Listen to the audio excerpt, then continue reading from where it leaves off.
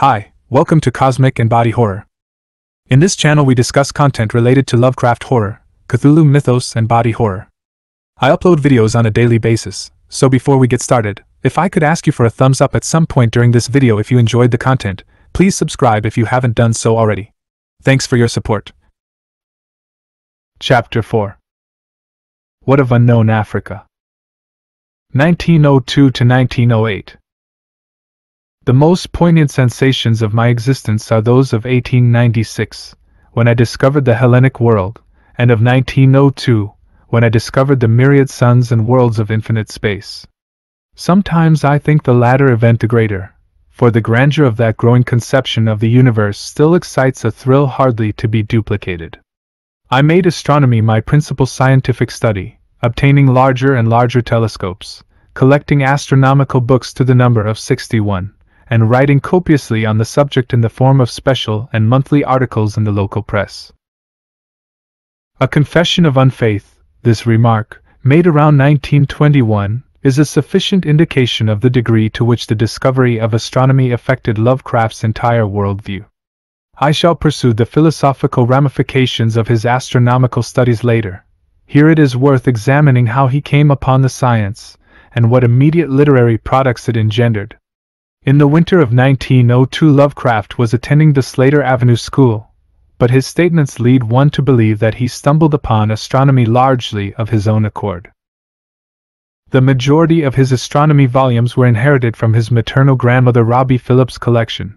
Some of these are rather old and elementary school manuals dating to the 1870s or 1880s.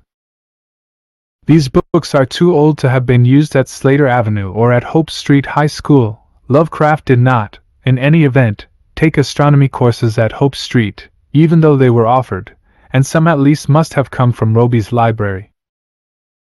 As with so many of his other early interests, Lovecraft's family was very obliging and supplied the materials necessary for his pursuit of astronomy.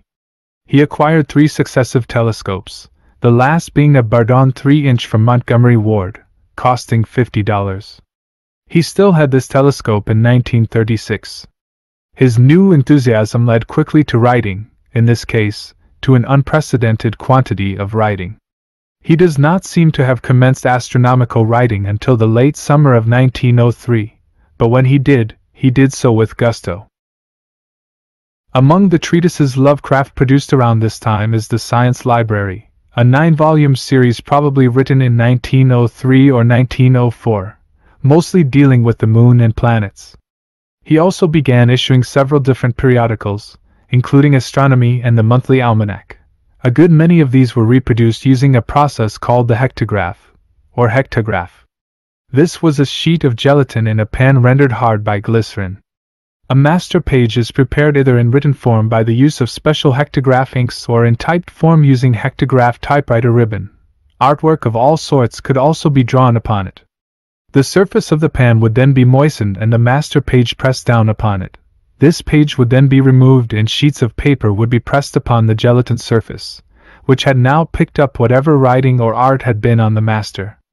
The surface would be good for up to 50 copies, at which time the impression would begin to fade. Different colors could also be used. Lovecraft must have had more than one such pan, since no more than one page could be photographed in a day, as the inks must be given time to settle to the bottom. Although the hectograph was a relatively inexpensive reproductive process, the sheer quantity of work Lovecraft was running off must have come to no small expense: inks, carbon paper, gelatin, pans, and the like. No doubt his mother and grandfather were happy to foot the bill, given the precocity and enthusiasm Lovecraft must have exhibited. We can now finally come to the most significant of Lovecraft's astronomical periodicals, the Rhode Island Journal of Astronomy. Even Lovecraft, with his seemingly boundless energy, must have had difficulty writing his other juvenile treatises and periodicals while the weekly deadline of the Rhode Island Journal continually impended. The journal was issued first weekly, then monthly. The following issues, a total of 69, survive: August 2, 1903 to January 31, 1904, Volume 1, April 16, 1905 to November 12, 1905, Volume 3. January 1906 to April 1907. There are also two anomalously late issues, January and February 1909. Lovecraft states that the journal was printed in editions of 15 to 25 on the hectograph. At the moment I wished to study only the issues of 1903-04. An average issue would contain a number of different columns, features, and charts, along with news notes, advertisements for works by Lovecraft, for items from his collection, and for outside merchants or friends, and fillers. They make wholly entertaining reading. A number of serials ran successively over several issues. The issue for November 1, 1903 makes an interesting announcement: the Lad Observatory visited by a correspondent last night. The correspondent, of course, is Lovecraft. The Lad Observatory, situated on Doyle Avenue off Hope Street, is a charming observatory operated by Brown University. The fact that a 13-year-old boy who was not even attending school at the time was allowed to use this facility is a testament to the degree of expertise Lovecraft had gained in astronomy, largely on his own. He states that the late Professor Upton of Brown, a friend of the family, gave me the freedom of the college observatory, Lad Observatory, and I came and went there at will on my bicycle. Winslow Upton, 1853 to 1914, was a respected astronomer whose Star Atlas, 1896, and probably other volumes, Lovecraft owned. One wonders whether he was a friend of Dr. Franklin Chase Clark, who had married Lovecraft's Aunt Lillian in 1902. Incredibly, while producing the Rhode Island Journal of Astronomy every Sunday, issuing other occasional weekly or monthly magazines, and writing separate treatises, Lovecraft resumed his chemical journal, the Scientific Gazette. As I have mentioned, after the first issue, March 4, 1899, we have no issue until May 12, 1902. After this there are no more issues for more than a year, but by the issue of August 16, 1903 Lovecraft was ready to resume this journal as a weekly, doing so quite regularly until January 31, 1904, with sundry extra issues. Counting the issues for 1899 and 1902, there are a total of 32 surviving numbers. No doubt this was printed on the hectograph like the Rhode Island Journal. The very earliest issues, of 1899 and following, were printed in an edition of one copy for family circulation. The journal strayed from its chemical focus pretty early on in the 1903 sequence, discussing such matters as Venus's rotation, how to construct a camera obscura, perpetual motion, telescopes, a series taken over from the Rhode Island Journal and later to return there, microscopy, and the like. These scientific interests also manifested themselves in fictional composition. Lovecraft admits to being a Verne enthusiast, and that many of my tales showed the literary influence of the immortal Jules. He goes on to say, I wrote one story about that side of the moon which is forever turned away from us, using, for fictional purposes, the Hansen theory that air and water still exist there as the result of an abnormal center of gravity in the moon. This would presumably qualify, if it survived, as Lovecraft's first authentic tale of science fiction. I have mentioned that Lovecraft was writing most of these scientific treatises and journals while not in school. He attended the Slater Avenue School in 1898-99, but was then withdrawn. He resumed schooling there for the 1902-03 school year, and was withdrawn again. He adds that in 1903-04 I had private tutors. We know of one such tutor, A.P. May, although Lovecraft did not have a very high opinion of him. There is an unwontedly sarcastic ad for this person in the January 3, 1904 issue of the Rhode Island Journal, proclaiming May as a 10th-rate private tutor who is offering low-grade instruction at high rates. The ad concludes, "Hire me. I can't do the work but I need the money." Perhaps May was teaching Lovecraft things he already knew. In any case, it is not surprising that the flood of scientific periodicals began during the summer of 1903. When he probably had much time to himself. Lovecraft observes that, when he resumed school attendance in 1902, his attitude was very different from what it had been in 1898. He had learnt in the interim that childhood was customarily regarded as a sort of golden age, and so he resolutely set about ensuring that this would be the case. Actually, he did not need much encouragement, for it was in this year at Slater Avenue that he developed two of his earliest but strongest friendships, with Chester and Harold Monroe, who lived about 4 blocks away from him. Other friends were Ronald Upham, Stuart Coleman, who had known Lovecraft from his earlier Slater Avenue session, and Kenneth Tanner. Lovecraft remarked in 1935, "Chester Pierce Monroe and I claimed the proud joint distinction of being the worst boys in Slater Avenue. School. We were not so actively destructive as merely antinomian in an arrogant and sardonic way, the protest of individuality against capricious, arbitrary, and excessively detailed authority. This disregard of rules came to the fore during the graduation ceremony for Lovecraft's class in June 1903. He was asked to make a speech for the occasion, which may or may not suggest that he was the valedictorian and therefore ranked first in his class, but had initially refused to do so. Then, while the ceremony was actually in progress, he changed his mind. Approaching Abby Hathaway, the school principal, he announced boldly that he wished to make the speech after all, and she acquiesced and duly had him announced. Lovecraft had, however, in the interim written a hasty biography of Sir William Herschel, the astronomer, and as he mounted the podium he declaimed it in my best Georgian mode of speech. He adds that, though the beginning of the speech elicited smiles, rather than attention from the adults in the audience, he nevertheless received a round of applause at the end. But school was the least significant of Lovecraft's and his friends' concerns. They were primarily interested, as boys of that age, however precocious, are, in playing. And play they did. This was the heyday of the Providence Detective Agency, which featured Lovecraft and his pals carrying handcuffs of twine, tape measure, tin badge, and even, for Lovecraft, a real revolver, presumably not loaded. Lovecraft did some actual detective writing at this time.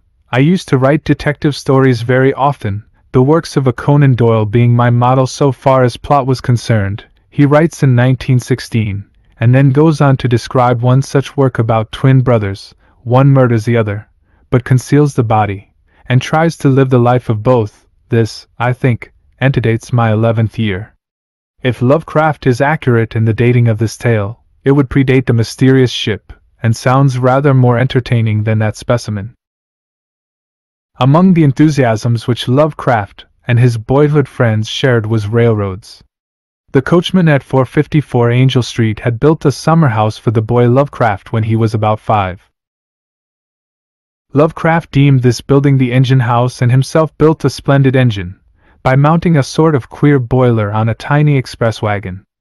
Then, when the coachman left, probably around 1900, and the stable was vacated of its horses and carriage, the stable itself became his playground, with its immense carriage room, its neat-looking office, and its vast upstairs, with the colossal, almost scareful, expanse of the grain loft, and the little 3-room apartment where the coachman and his wife had lived. Some odd literary works were produced as a result of this interest in railroads.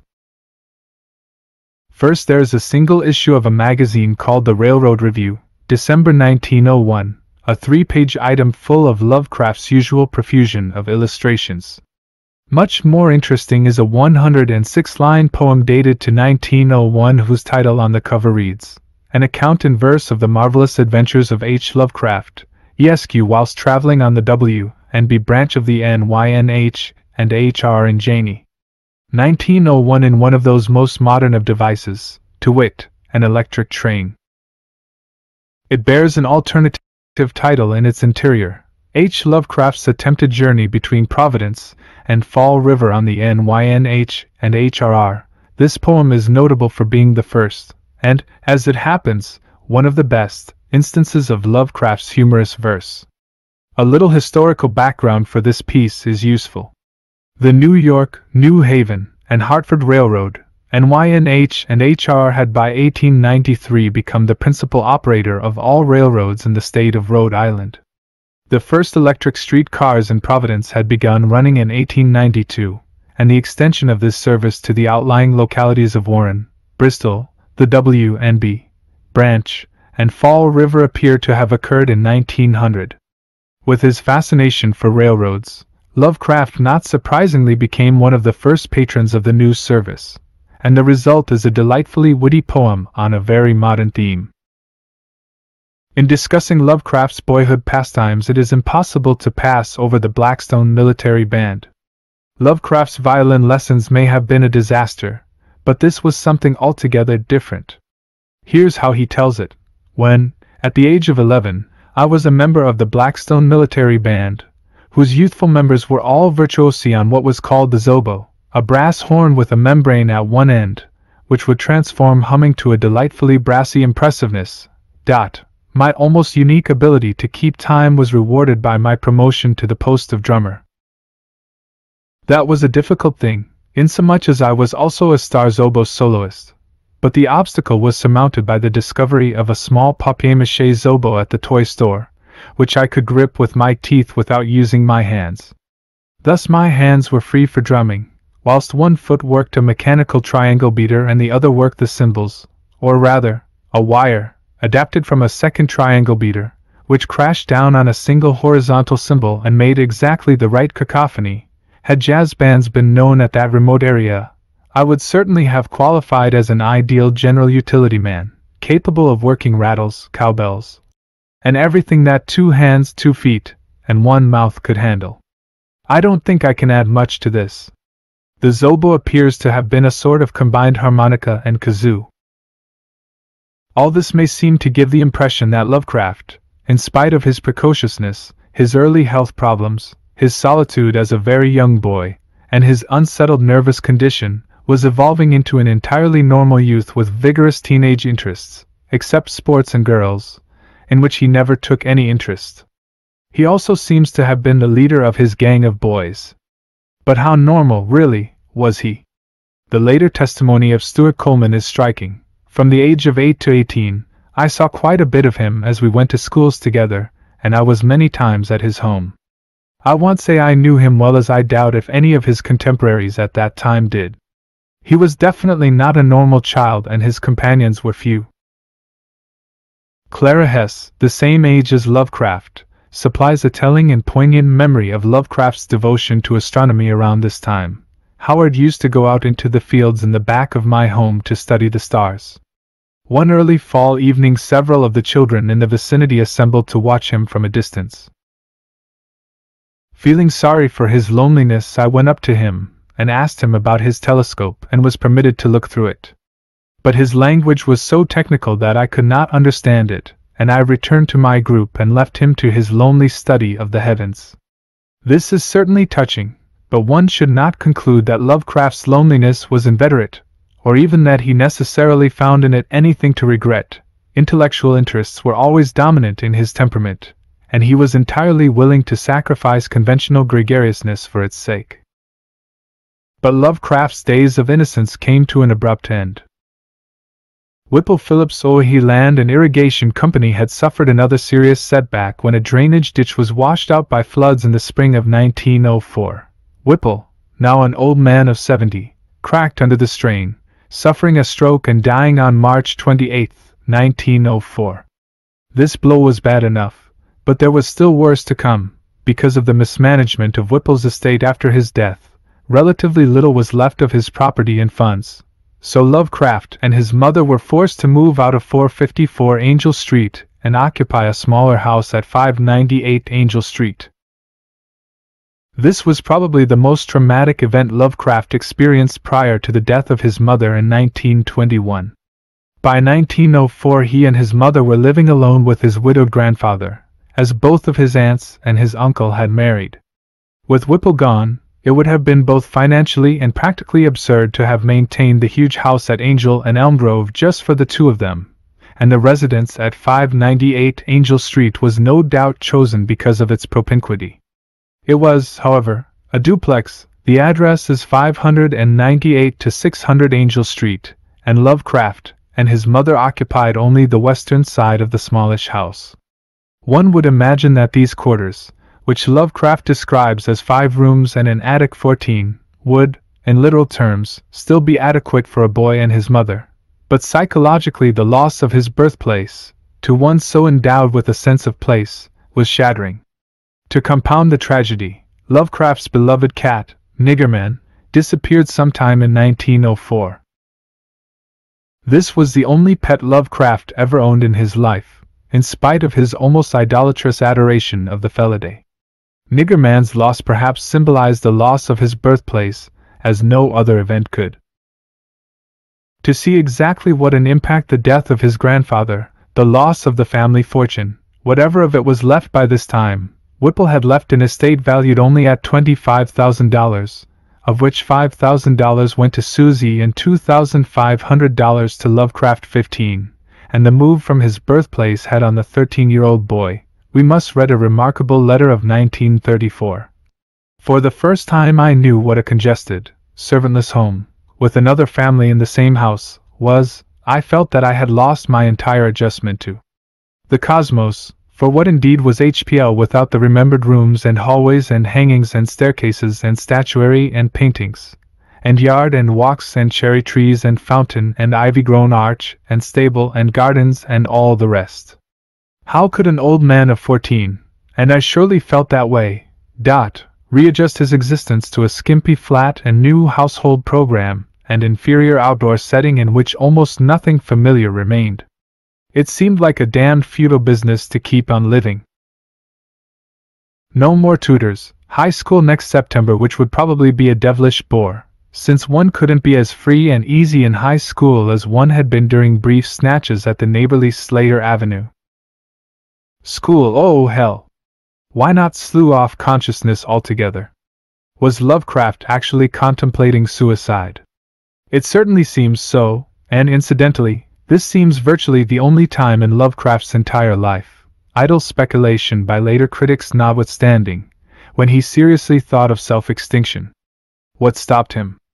Let us read on, and yet certain elements, notably scientific curiosity, and a sense of world drama, held me back. Much in the universe baffled me, yet I knew I could pry the answers out of books if I lived and studied longer. Geology, for example. Just how did these ancient sediments and stratifications get crystallized and upheaved into granite peaks? Geography, just what would Scott and Shackleton and Borchgrevink find in the Great White Antarctic on their next expeditions, which I could, if I wished, live to see described? And as to history, as I contemplated an exit without further knowledge, I became uncomfortably conscious of what I didn't know. Tantalizing gaps existed everywhere. When did people stop speaking Latin and begin to talk Italian and Spanish and French?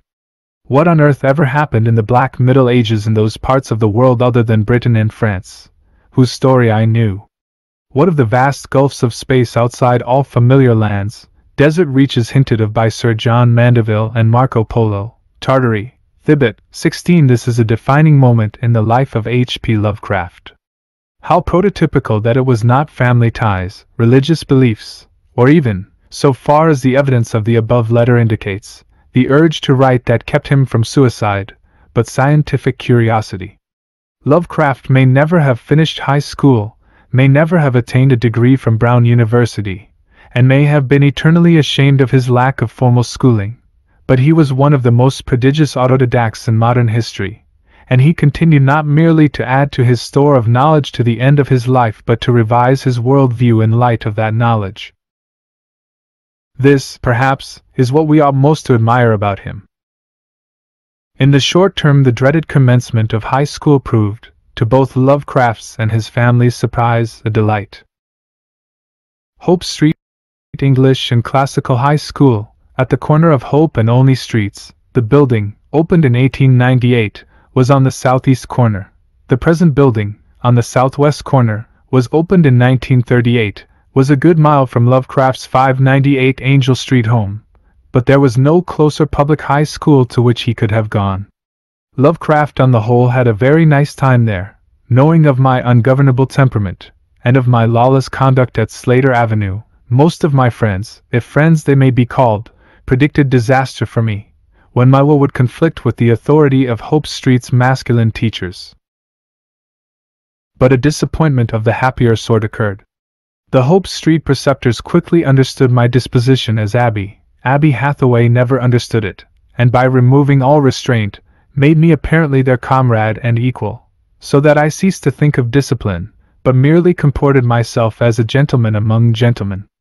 Since there are no independent accounts of Lovecraft's high school years, we have to accept this statement at face value. Things were not always entirely harmonious between Lovecraft and his teachers, however. He notes several occasions in which he had various academic disputes, the most celebrated of which was with a fat old lady English teacher named Mrs. Blake. On one occasion she felt that a paper handed in by Lovecraft sounded like something she had read in a newspaper or magazine, and pointedly questioned its originality. Lovecraft boldly admitted that he had copied it directly from a newspaper, and, as the good soul's bewilderment became almost apoplectic, 18, pulled out a clipping, "Can the Moon Be Reached by Man?"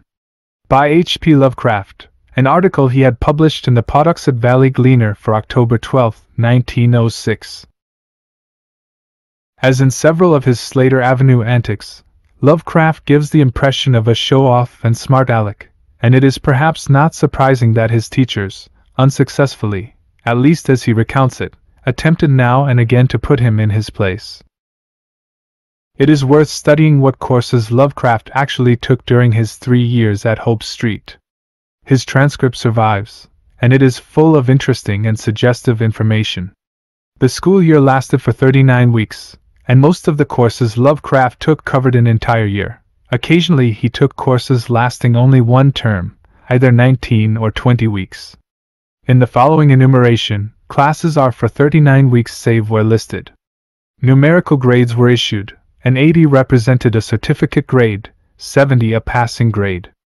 During the 1904-05 year, Lovecraft received the following grades: elementary algebra, 74, botany, 85, English, 77, ancient history, 82, and Latin, 87. There is not much that is unusual here, except the surprisingly low grade Lovecraft received in English. Lovecraft returned to Hope High in September 1905, but his transcript states that he left on November 7th of that year, not returning until September 10, 1906, presumably the beginning of the 1906-07 school year. This is no doubt the period of his near breakdown of 1906. There is not much evidence as to the nature of this illness. It is surely peculiar that Lovecraft does not admit to a near breakdown in 1904. The 1906 breakdown does not appear to have been as serious as its two predecessors, 1898 and 1900, even if it did mean his withdrawal from high school for nearly a year.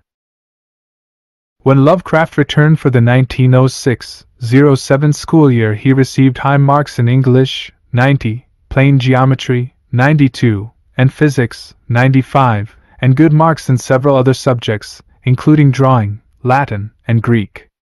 The ominous thing here is the continuing low marks for algebra, 75. In his final year at Hope High, 1907-08, Lovecraft took only the following: intermediate algebra, 10 weeks, 85, chemistry, 95, physics, 95. Here the interesting thing is his retaking algebra. Lovecraft himself remarks, "The first year I barely passed in algebra, but was so little satisfied with what I had accomplished, that I voluntarily repeated the last half of the term." There is a slight inaccuracy here, since it was not the elementary algebra of his first year that he retook but the intermediate algebra of the second year, and he does seem to have finally achieved a better grade this time. The transcript states that Lovecraft left on June 10, 1908, presumably at the end of the term, since he is recorded as having attended the full 39 weeks of chemistry and physics. But he clearly did not receive a diploma, and indeed it is evident that he has only finished the 11th grade, or perhaps not even that, since he anomalously took only 2 full courses during this third year. He would surely have required at least another full year of schooling to qualify for graduation. Lovecraft, aside from finding the teachers more or less congenial, had the usual scrapes with his classmates. He had been called Lovey at Slater Avenue, but by the time he became well established at Hope Street he was nicknamed Professor because of his published astronomical articles. He admits to having an ungovernable temper and being decidedly pugnacious. Any affront, especially any reflection on my truthfulness or honor as an 18th-century gentleman, roused in me a tremendous fury, and I would always start a fight if an immediate retraction were not furnished. Being of scant physical strength, I did not fare well in these encounters, though I would never ask for their termination. The sense of foreboding Lovecraft mentions as preceding his grandfather's death is evident in his juvenile scientific work, or rather, in the absence of such work. Both the Rhode Island Journal of Astronomy and the Scientific Gazette came to an abrupt end with the issues of January 31, 1904.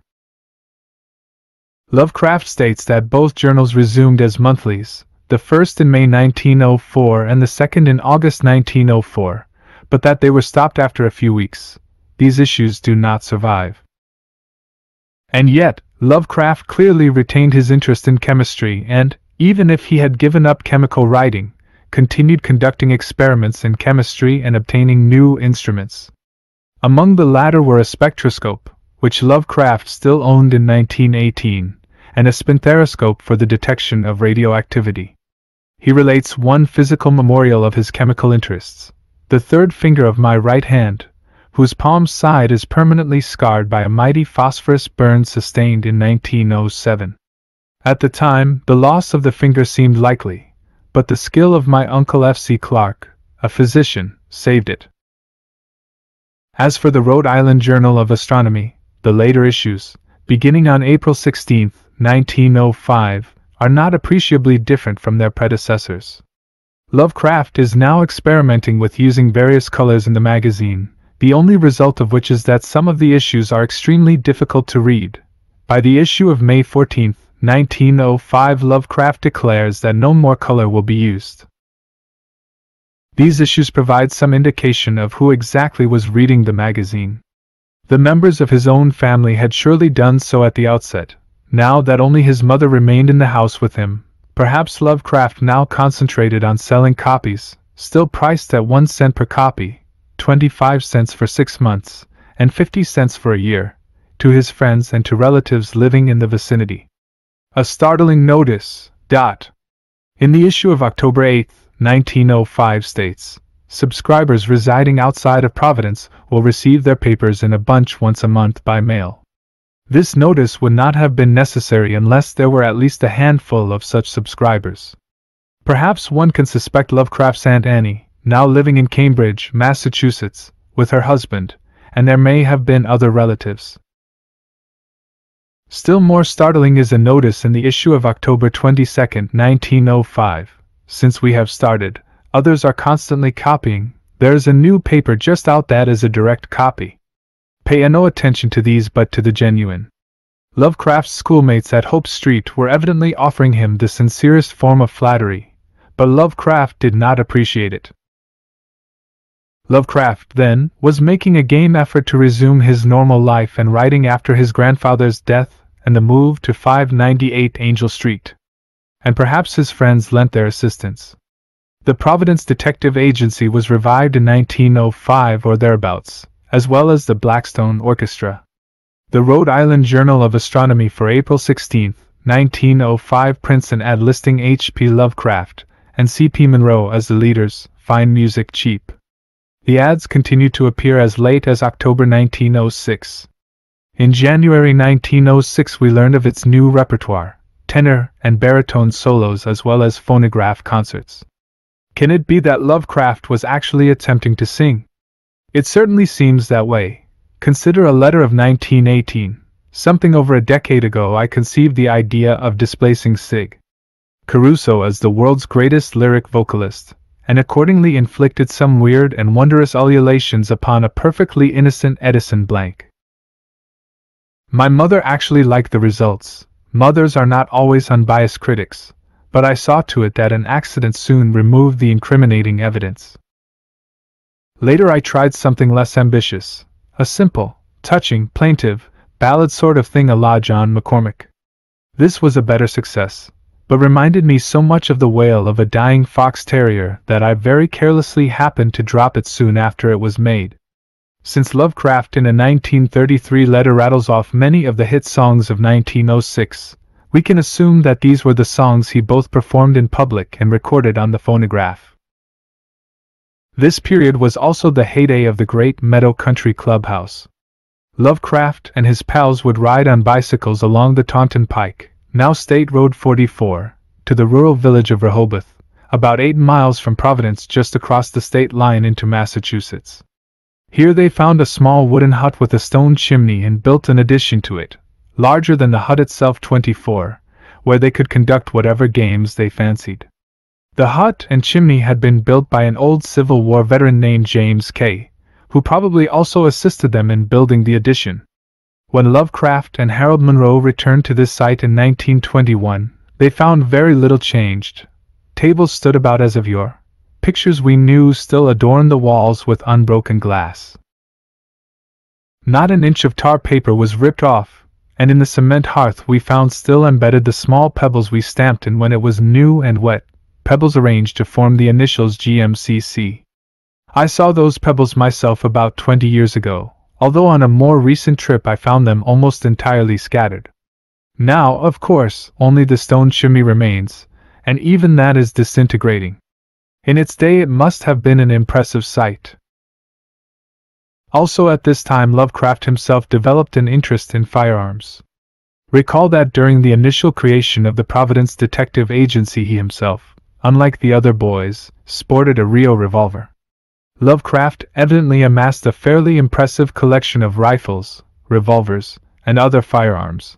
After 1904 I had a long succession of 22 caliber rifles, and became a fair shot till my eyes played hell with my accuracy. At this point Lovecraft seemed to lose interest, and he sold off most of his weapons. Interestingly, Lovecraft began to guide Chester and Harold Monroe into more academic interests, enlisting them as assistants and even colleagues in some of his own intellectual work. The Rhode Island Journal for March 1906 states that a meteorological substation has been opened by Harold at his home at 66 Patterson Street. 3 months later we hear of the establishment of a Providence Astronomical Society.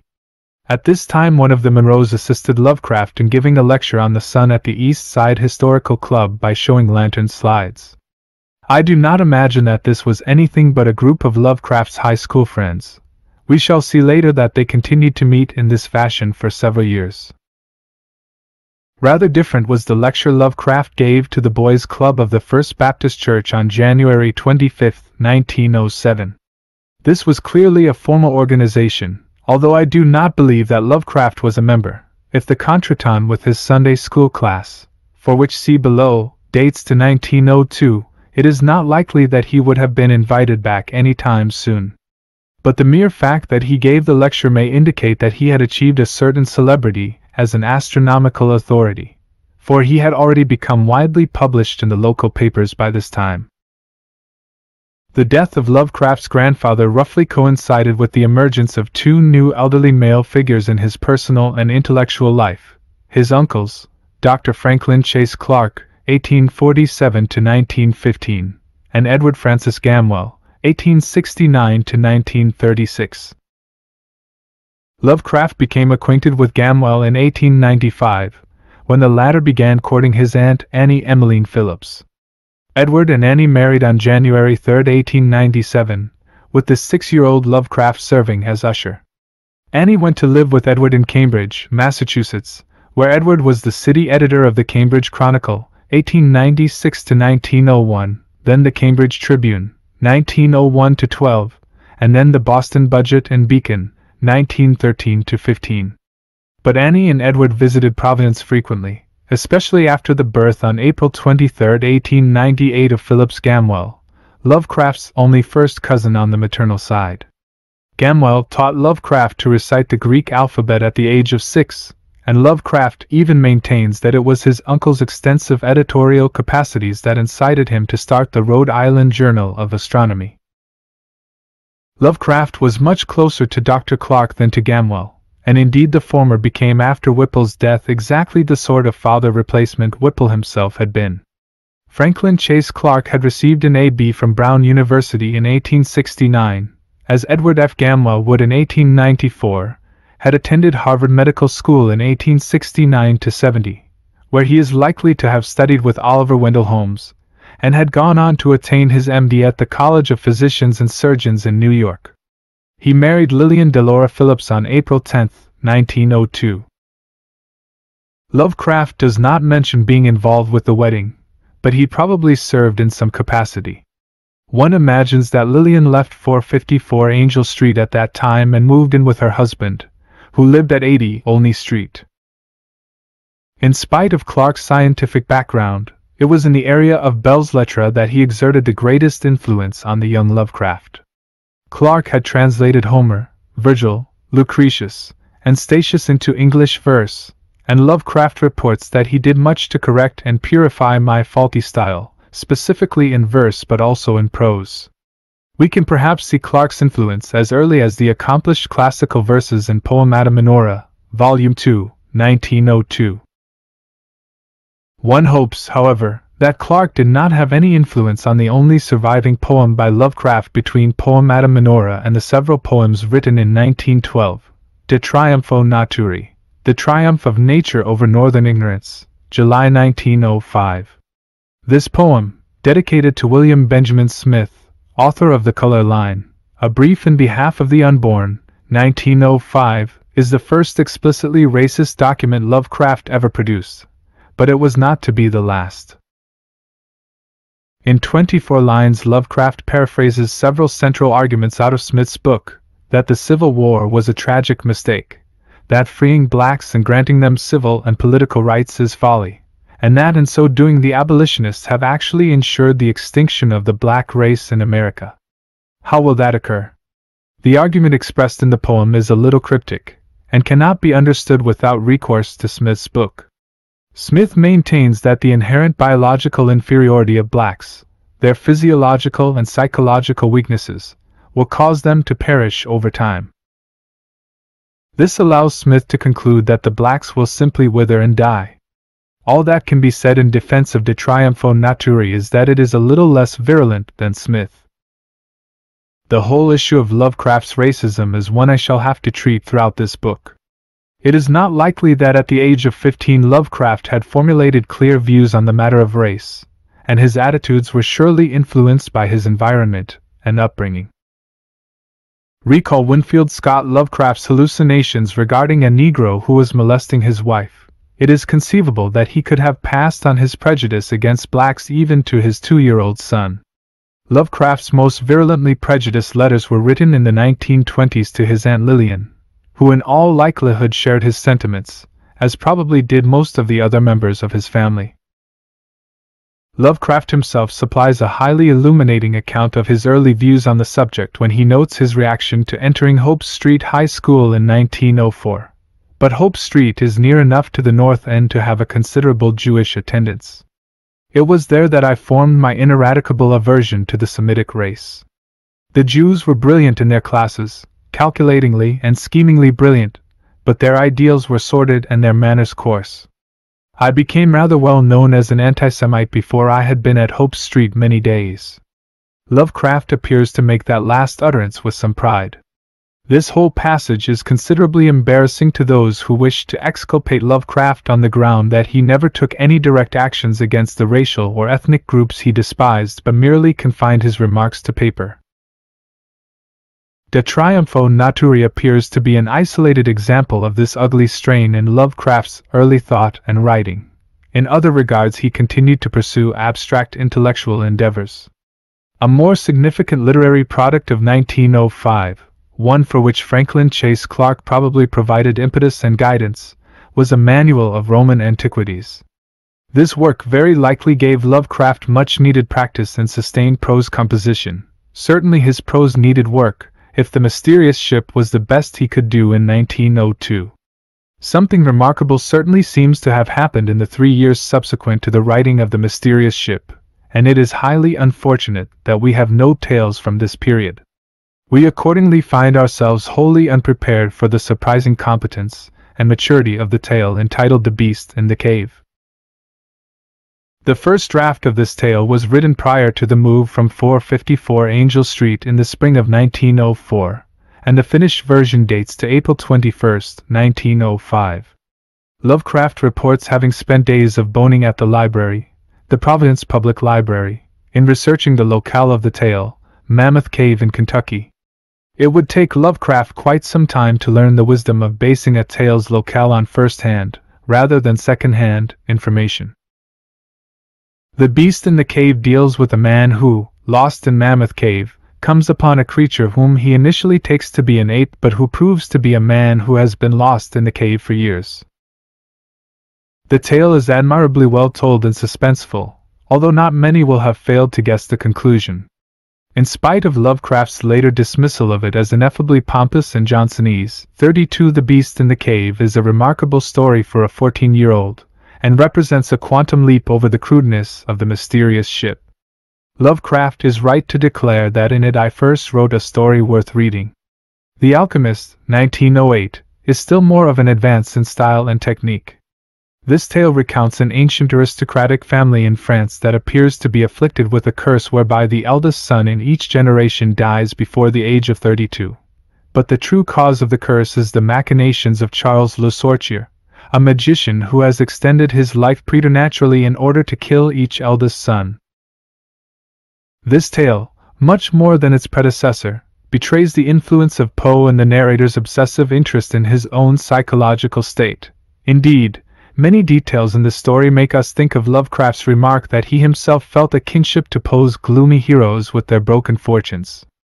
Antoine, the narrator, is of a lofty and ancient line, but poverty but little above the level of dire want, together with a pride of name that forbids its alleviation by the pursuits of commercial life, have prevented the scions of our line from maintaining their estates in pristine splendor.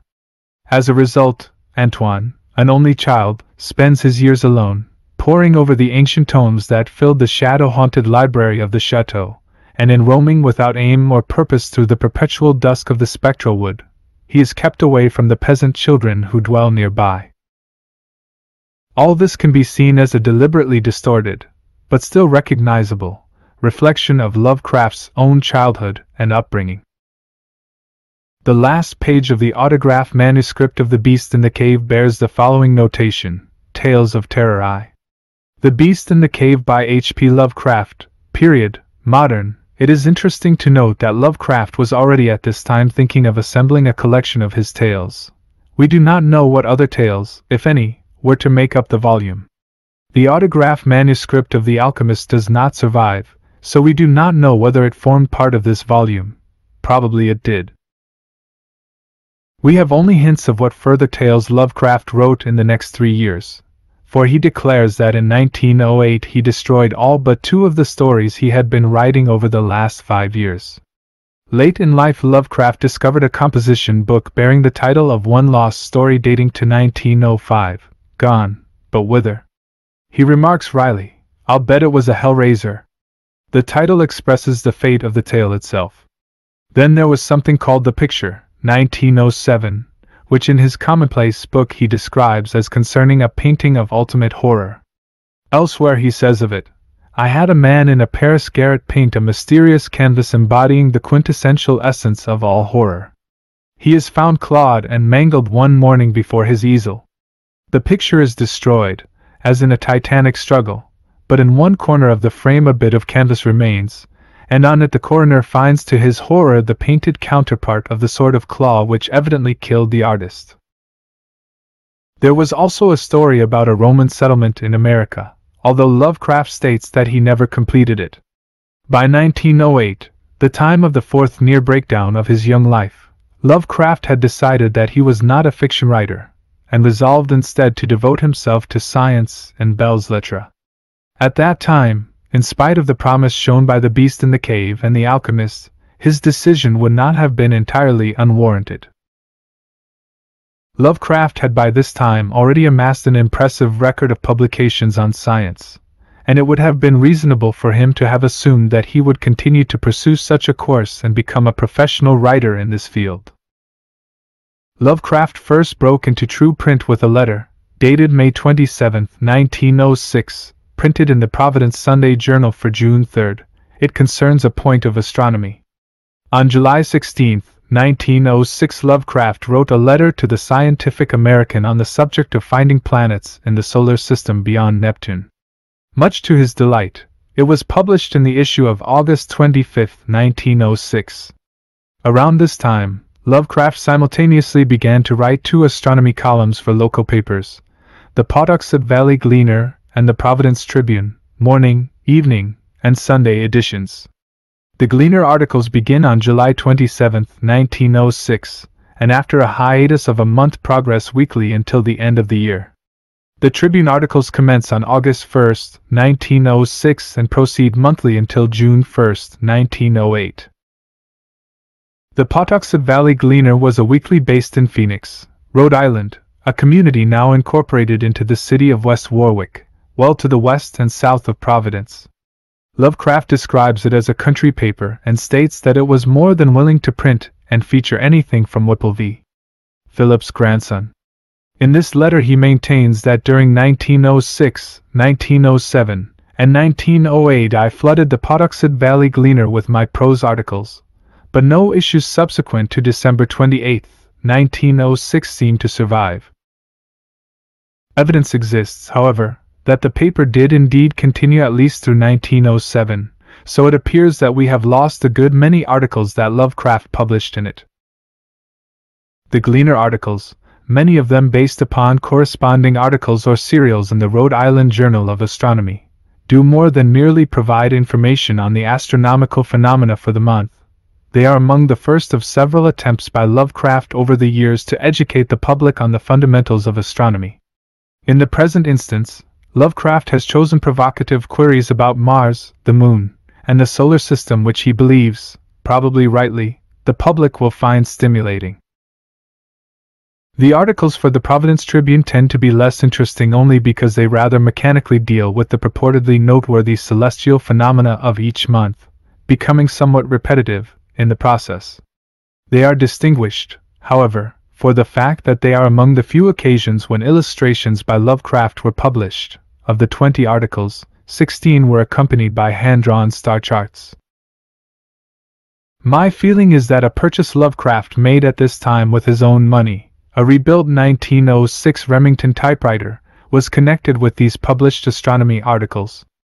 The typewriter was not used for preparing his hectograph scientific journals, for they remain handwritten to the very end, nor even, apparently, the fiction he was writing. No typescripts from this period survive, so that the preparation of the astronomy columns, the only things he was submitting to a publisher at this time, would be the only logical purpose for securing a typewriter. It was the only typewriter Lovecraft would ever own in his life. Lovecraft also states that he wrote a lengthy treatise, a brief course in astronomy, descriptive, practical, and observational, for beginners and general readers, in 1906. It got as far as the typed and hand-illustrated stage, circa 150 pages, though no copy survives. It is clearly the most substantial scientific work he had ever written or ever would write. The quotation from a confession of unfaith with which I opened this chapter suggests how radically the study of astronomy affected Lovecraft's entire philosophical conception of the universe. Indeed, it is around the period of 1906 that we can definitively date Lovecraft's philosophical awakening. Previous to that there had been only his various conflicts with church authorities and Sunday school. His first attendance, if it truly dates to the age of 7, saw him taking sides with the Romans against the Christians, but only because of his fondness for Roman history and culture, and not out of any specifically anti-clerical bias. By the age of 9, as he declares, he was conducting a sort of experimental course in comparative religion, pretending to believe in various faiths to see whether they convinced him. Evidently none did. This led to his final Sunday school encounter.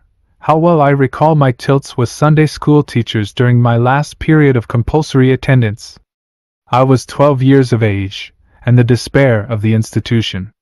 None of the answers of my pious preceptors would satisfy me, and my demands that they cease taking things for granted quite upset them. Close reasoning was something new in their little world of Semitic mythology. At last I saw that they were hopelessly bound to unfounded dogmata and traditions, and thenceforward ceased to treat them seriously. Sunday school became to me simply a place wherein to have a little harmless fun spoofing the pious mossbacks. My mother observed this, and no longer sought to enforce my attendance. 41 These sessions presumably occurred at the First Baptist Church, where his mother was still on the rolls. But years of astronomical study triggered the cosmicism that would form so central a pillar of both his philosophical and his aesthetic thought. By my 13th birthday I was thoroughly impressed with man's impermanence and insignificance, and by my 17th, about which time I did some particularly detailed writing on the subject, I had formed in all essential particulars my present pessimistic cosmic views. The futility of all existence began to impress and oppress me, and my references to human progress, formerly hopeful, began to decline in enthusiasm.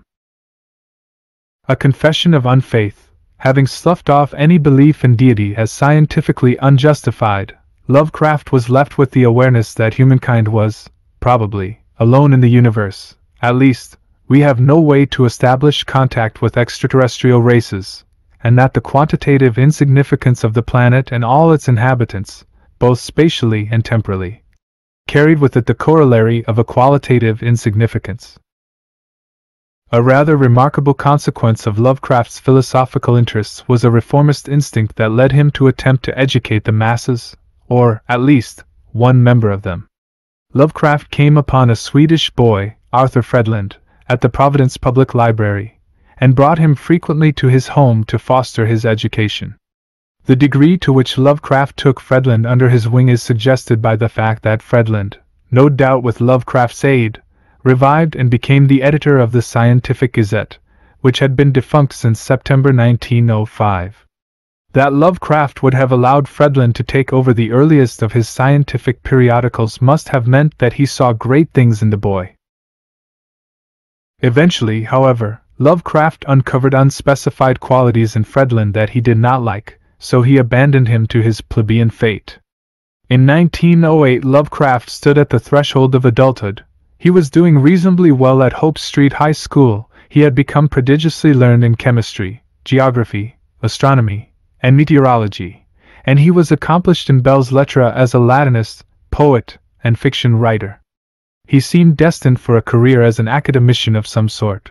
Perhaps he would be a sort of transatlantic version of those later Oxford dons who wrote detective stories, teaching astronomy at a university while writing horror tales in his spare time. In any event, the future for so precocious and accomplished a young man seemed assured. What derailed that future, and what ensured that Lovecraft would never lead a normal life, was his fourth near breakdown, clearly the most serious of his life. In some ways he never recovered from it.